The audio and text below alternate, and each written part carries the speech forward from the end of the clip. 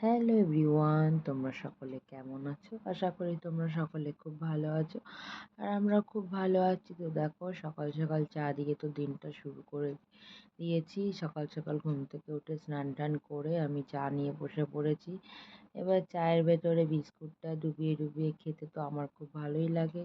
তো এখন আমি চাটা খেয়ে নিচ্ছিলাম। তো আমার মতো করে তোমরা কে কে চা খাও আমাকে জানিও তো। তো চা খাওয়া হয়ে গেল কিছুক্ষণ পরে। ব্রেকফাস্ট নিয়ে বসে পড়েছি। আজকে ব্রেকফাস্টে ছিল আলুর তরকারি আর ছিল লুচি। তো ব্রেকফাস্ট আমি খেয়ে নিচ্ছি। লুচিটা দারুণ ছিল, আলুর তরকারিটাও দারুণ ছিল। এবার আজকে আমি একটু রান্না করব চিকেন। তো চিকেনটাকে আমি একটু ম্যারিনেট করে নিচ্ছি। তার জন্য প্রথমে দিয়ে দিচ্ছি এখানে টক দই।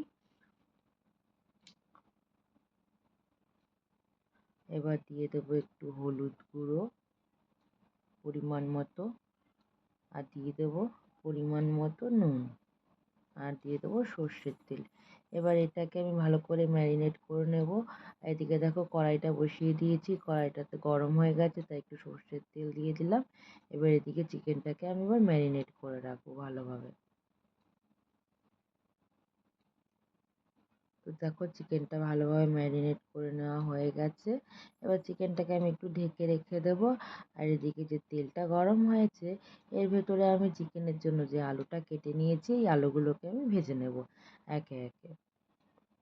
তো তোমরা কে কে চিকেনের আলু খেতে পছন্দ করো? আমার তো চিকেনের আলু তো খুব ভালো লাগে। মাংসের থেকে মনে যেন চিকেনের আলুটাই বেশি খেতে ইচ্ছা করছে। তো সুন্দরভাবে আলুগুলোকে আমি প্রায় ভেজে নিয়েছি।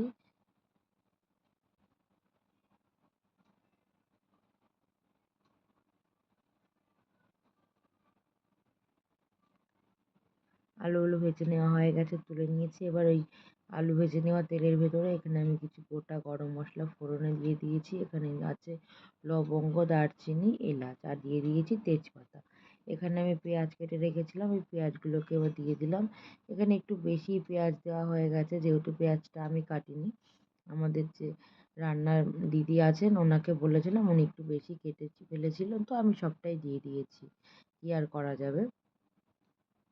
আর এখানে এবার কিছুটা কাঁচা লঙ্কা দিয়ে দেবো। দেখো, কাঁচা লঙ্কাগুলো আমি কাটিনি, তাই এই কাঁচা লঙ্কাগুলো এরকম হয়েছে। আমি কাটলে এরকমভাবে কেটে দিই না। যাই হোক, উনি কেটে দিয়েছেন, গুছিয়ে দিয়েছে, আমি রান্নাটা একটু করেছি আজকে। তো দেখো, এবার একটু দিয়ে দেবো রসুন বাটা। মানে এটা খুব বাটা বলবো না, রসুনটাকে ওই একটুখানি আর কি কোনো মতে থেতলে নিয়েছি। তো এবার দিয়ে দেবো একটু আদা বাটা, 1 চামচ মতো।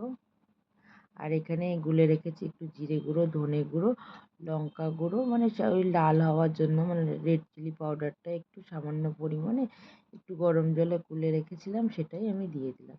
তো দেখো, মশলাটা খুব ভালোভাবে কষিয়ে নিতে হবে সুন্দরভাবে।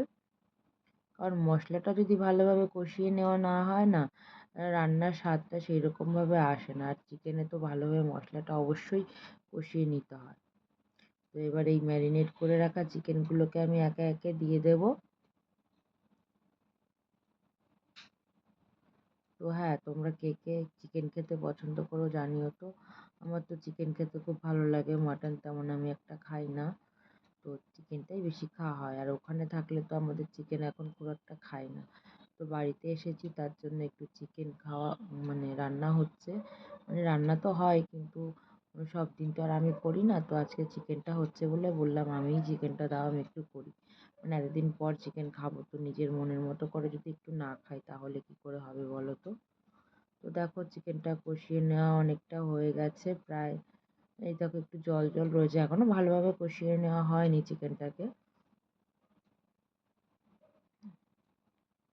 তারপর চিকেনটা অনেকটাই কষিয়ে নিয়েছি। এবার একটু টমেটো আমি কেটে রেখেছিলাম, সেই টমেটোটা দিয়ে দিয়েছি। এবার চিকেনে একটু গরম জল দিয়ে দিয়েছি, আর ভেজে রাখা আলুগুলোকেও আমি দিয়ে দিয়েছি।